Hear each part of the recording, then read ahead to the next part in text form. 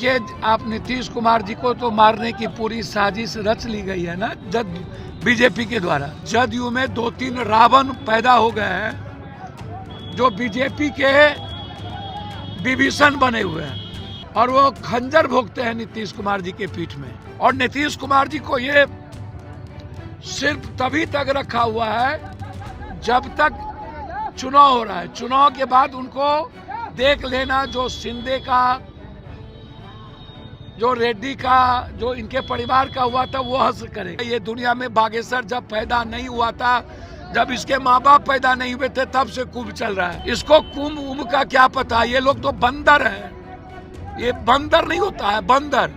हम ऐसे बाबाओं को बंदर कहते। और अब ये शुरू हो गया कि डिजिटल पर कुंभ मेला कर लो। अब डिजिटल में भी कुंभ स्नान होने लगा।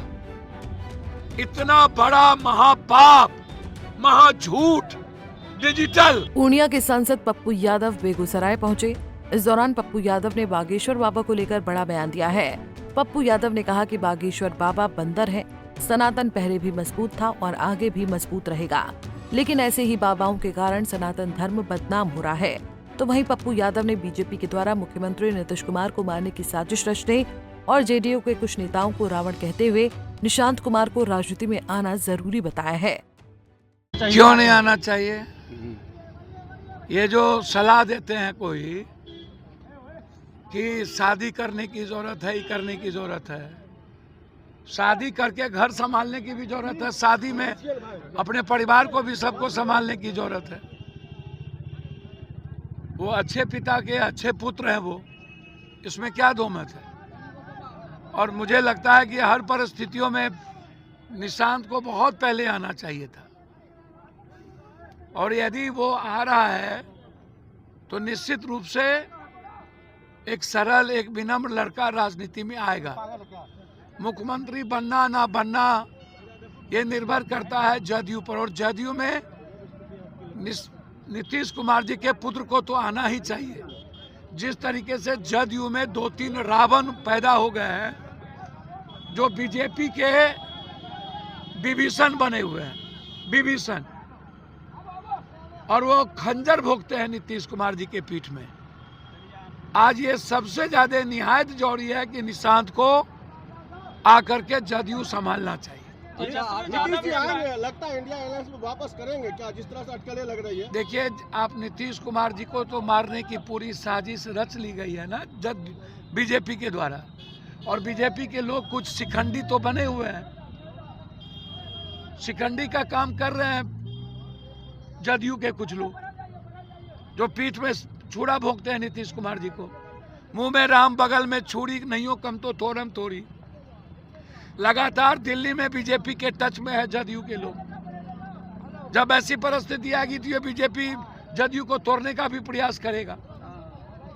और नीतीश कुमार जी को ये सिर्फ तभी तक रखा हुआ है जब तक चुनाव हो रहा है। चुनाव के बाद उनको देख लेना, जो शिंदे का, जो रेड्डी का, जो इनके परिवार का हुआ था वो हश्र करेगा। इसीलिए जदयू को किसी कीमत पर बीजेपी पर भरोसा नहीं करना चाहिए। कांग्रेस हमेशा नीतीश कुमार का सम्मान करती है। कहा जा रहा है कांग्रेस में बड़े बदलाव की तैयारी चल रही है, पप्पू यादव भी रेस में है। भैया, हम कोनो रेस में नहीं, हम रेस उसमें तो रहते ही नहीं है।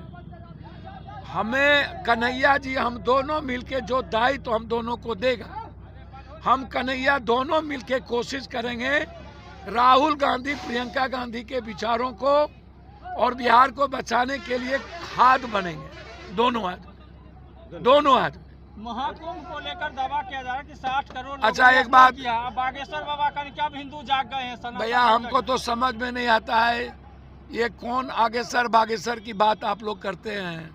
ये आस्था से जुड़ी चीज है। ये दुनिया में बागेश्वर जब पैदा नहीं हुआ था, जब इसके माँ बाप पैदा नहीं हुए थे, तब से कुंभ चल रहा है।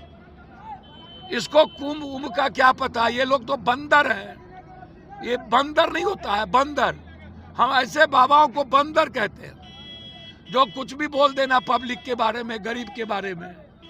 तो हम बंदर उंदर की चर्चा नहीं करते हैं।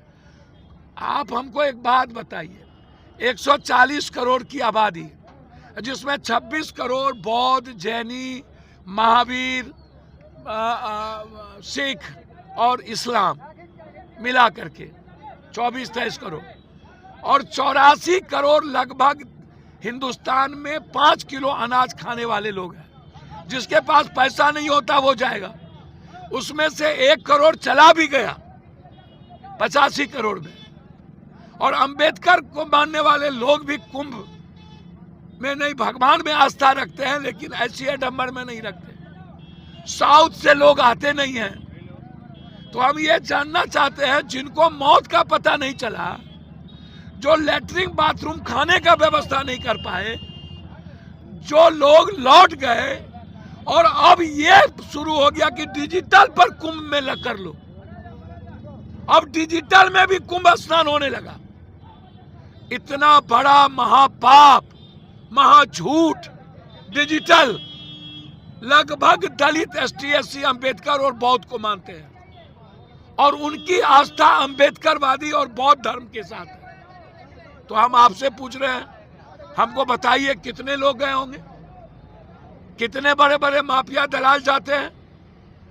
मेरा मानना है कि हमारी आस्था है, कुंभ या कोई भी धर्म का आस्था हमारे लिए है। इसका कितने करोड़ चले गए, ये कौन सा डिजिटल, और किसने गिन लिया? जिसको मौत का पता नहीं चला वो गिन लिया 50 करोड़, 60 करोड़, और जो साउथ, नॉर्थ, मणिपुर, नागालैंड, कोहिमा, ये जाता ही नहीं। साउथ के लोग जाते ही नहीं, अंबेडकरवादी जाते ही नहीं। 85 करोड़ अनाज में 1-2 करोड़ गए होंगे। तो ये बेईमानी है। सनातन पहले से ही मजबूत है। सनातन धर्म पूरी दुनिया को आकर्षित करती है। ये बंदर लोगों का पता नहीं होता। सनातन यदि बदनाम हुआ है तो इन्हीं बाबाओं के आतंक के कारण और पॉलिटिशियन के झूठ और सनातन को बेचने के कारण। वहीं पप्पू यादव के द्वारा बागेश्वर बाबा को बंदर कहे जाने पर केंद्रीय मंत्री गिरिराज सिंह ने कहा कि जिसको जो मन होता है बोलता है। बोलने वालों को अपनी समझ होनी चाहिए कि धीरेन्द्र शास्त्री सनातन के बड़े संत हैं। जो मन होता है बोलता है। बोलने वालों को अपनी समझ होनी चाहिए कि धीरेन्द्र शास्त्री एक सनातन के बड़े संत हैं। किसको किस शब्द का प्रयोग करना चाहिए। पंजाब केसरी टीवी के लिए बेगूसराय से संतोष प्रसाद की रिपोर्ट।